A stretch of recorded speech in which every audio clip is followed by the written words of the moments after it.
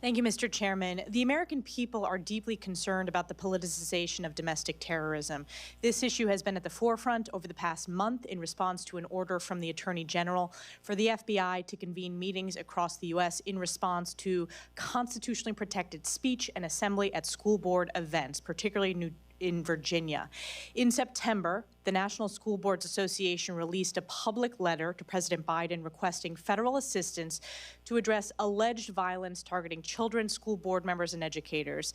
The letter referenced increased threats of violence due to frustration over mask mandates and the teaching of critical race theory, and requested, quote, the federal government investigate, intercept, and prevent the current threats and acts of violence against our public school officials through existing statutes, executive authority, interagency and intergovernmental task forces, and other extraordinary measures. The letter went on to state that, quote, the classification of these heinous actions could be the equivalent to a form of domestic terrorism, and it requested that the administration review all applicable laws and policies, including the Patriot Act, to relevant enforcement options due to the threat.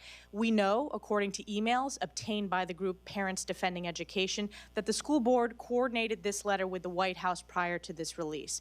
5 days after the release of the School Board Association letter, the Attorney General released a memo directing the FBI to meet with leaders to discuss strategies for addressing threats against school administrators, board members, teachers, and staff.